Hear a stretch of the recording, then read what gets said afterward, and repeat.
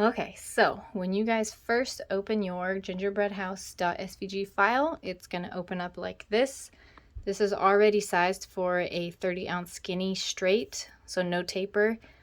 Double check that yours is 10 inches around, and if it is, then you're good to go. If you need to resize this for whatever reason, you'll want to select everything and see how it's 10.351 inches. So you'll want to add the 0.351 to your measurement in order to get the correct measurement. So say yours is a 9-inch cup, you'll want to make it 9 inches and 9.351 inches. Does that make sense? I hope so. And then if you do have to resize it, then you can't use the layout that I already created. You'll have to create your own layout, which doesn't take that bit of time. Sorry. Oh, it's crash time right now. Sorry. So, this one, if you are using a 30-ounce straight and you don't need to size it, then this is kind of just for layout purposes, just to see where everything is going.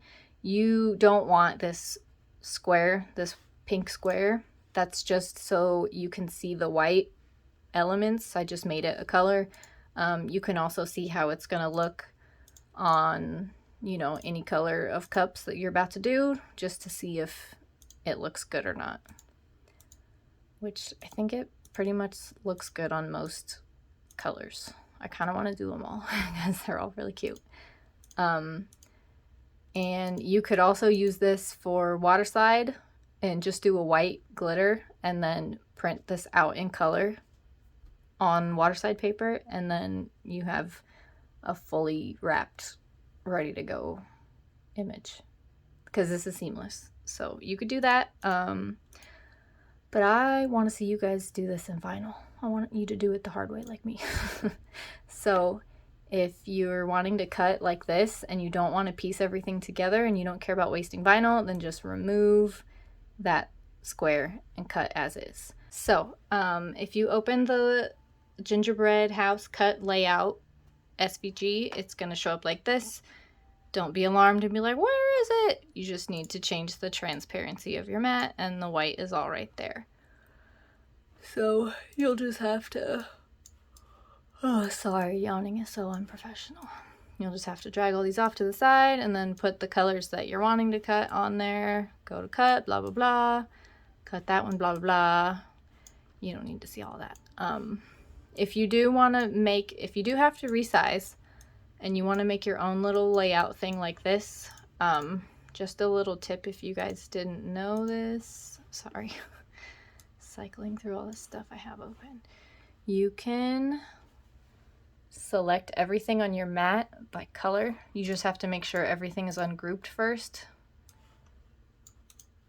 So I'll ungroup everything to death.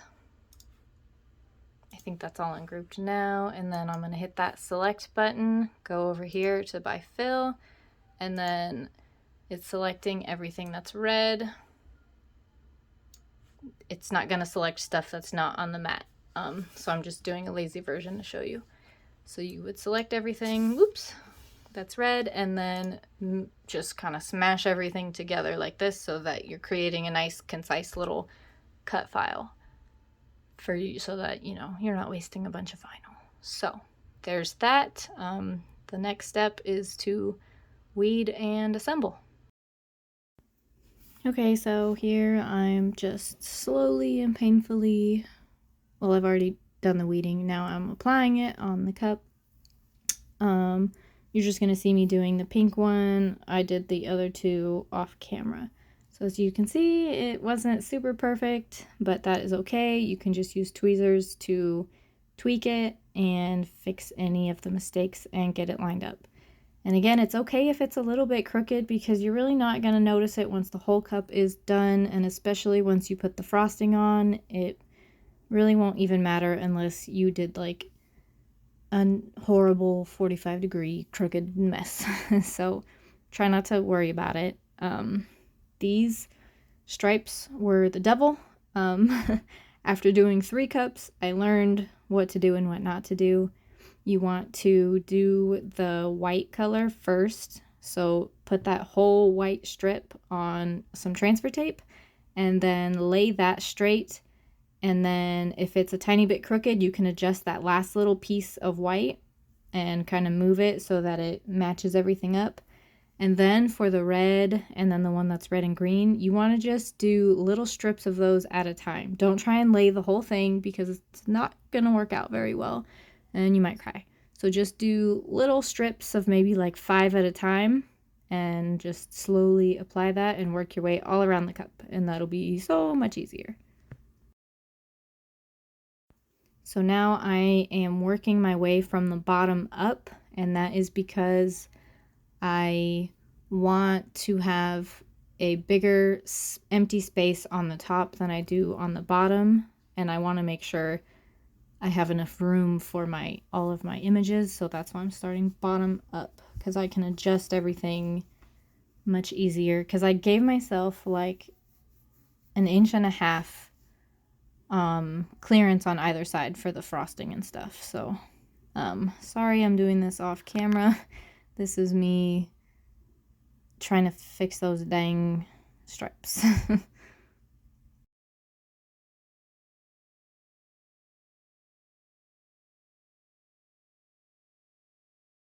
See, you can kind of tell that I'm just doing them in little sections rather than trying to wrap the whole thing. I tried to wrap it on that bottom one and it didn't come out well, so just doing it a few sections at a time. So now I've got all of the elements on the bottom and I'm ready to start decorating the middle portion of the cup, which has the most elements. And this dumb vinyl always gets air bubbles in it, so my cute door has some stupid little air pockets that I try and pop and kind of end up hiding with some little flourishy stuff, but I'll have to show that. That comes later because I add the flourishes later. So you see me just adding everything, and at this point in time I did not know that I was going to do the frosting under all of these little guys. So on top of the multicolored little stripe and then under all of that stuff, I just kind of ended up leaving a space, and I was like, I should fill that space with something. Let it be frosting. So let's see, what am I doing now? So this is the shutters. I do reverse weeding for all of these lines. Save yourself some sanity and do this. So reverse weeding is when you just cut out your shape. You have not weeded anything at all, and you put your transfer tape directly over the unweeded stuff, and then when you pull your transfer tape up, it is pulling up those white lines only and nothing else. So that makes it a lot easier to apply. With these little spiral sucker things, lollipops, I did the white first and then went back and added the elements. And in case you forget which direction these all go, the little, let's see, how do I explain this? You see those 2 greens that match up? That goes on the bottom. Just kind of pay attention to where stuff is so that you have a point of reference, I guess. You know, do it whichever way makes it easiest for you. And if you mess up or need to reposition stuff, just grab some handy dandy tweezers and get to work.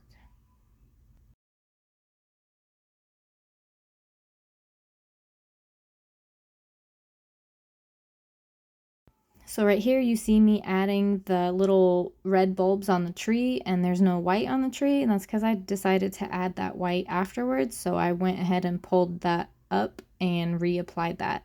So in case you're noticing something different, that's what it is. So I knew I forgot something, so I was applying the white to the the presents. And now I am applying the top part, the little roof.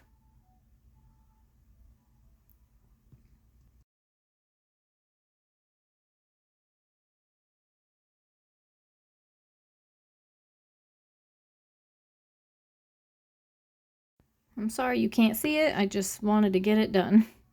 So here you can see the semi-finished cup, I was applying the finishing touches on my couch, so I was just admiring it. But again, this is before I added those little flourishes and stuff. So this is before epoxy or anything. And that rose gold is done with tack it. All three of these cups were done with the tack it method. This rose gold was just really metallic and looked really awesome after tack it. Okay, so this is what we got. I went ahead and added this, the little white around the door, because I just thought the door was missing something, and then I added the little flourish just to give it a little extra. And then I also added white to the tree to make it look like it's snow, because I thought it was kind of a little too plain without it. And then I did the puffy paint around here because I had left a space, and I was kind of debating the whole time whether or not I would do the puffy paint, but I really liked the way it turned out. And I was even debating doing the snow in puffy paint, like the window and then the steps. I ended up not, but if you guys recreate this cup, you should do it. Or, you know, I'm going to do 2 more cups. Maybe I'll do the puffy paint for there, since this is already a 3D cup. It, you know, it's going to be textured. And then I did the bottom. I should add something to the very bottom. I haven't decided what yet. This puffy paint has been drying for like 8 hours or so. I'll probably let it dry a little bit longer before I epoxy. So once you get all of the vinyl on and you're done messing with it, I highly, highly, highly recommend doing a urethane sealer over all of the vinyl. So you just take a paintbrush, dip it in there, and then do it all over the vinyl, and that will ensure that the vinyl does not come up during epoxy, because there is nothing worse than putting all of this vinyl on it and then having it randomly come up during epoxy, and then you gotta fix it and do another coat, and it's just not worth the headache. So be proactive, not reactive, and seal your vinyl. So I'm gonna do that right now, let it dry, and then I will epoxy it, and then it'll be done. I did end up putting care instructions on the bottom along with my logo with a cute little snowflake. And here is me recording the puffy paint on one of the other cups that I did. I ended up only needing one, what is that called? It's not a jar, it's a tube, I don't know. What is that called? I ended up only using one of those for all 3 cups. It was pretty much just dregs at the very end, but I did it. So as you can see, after I applied it around the top, I just tapped the whole cup gently on a table to make it look kind of drippy. And if I got anything that was too drippy, then I would quickly wipe it off with my hands, because I didn't want it covering any of the images. And now I'm just applying the sprinkles by hand to get them exactly where I want them. I really love the way the puffy paint looks exactly like frosting. Like, that stuff does not move unless you want it to. That's why you got to give it a pretty good tap to get it to drip. But it won't drip any further after it's done that initial drip, so you don't have to worry about it moving. And here they are on the turner with their final coat of epoxy. I only did 1 coat over everything, and they were good to go.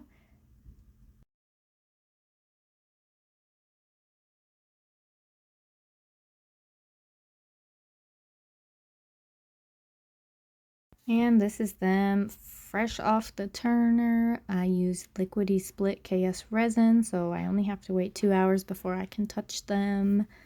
And I am so happy with how they turned out. The frosting looks awesome. I love those extra layers that I added on the bottom and the middle. It all came out so cute. Thank you guys so much for watching. I hope you enjoyed it, and I really, really hope you guys attempt these. I would absolutely love to see your finished product. You can tag me on any social media at Happy Fox Supply Co. Thanks again.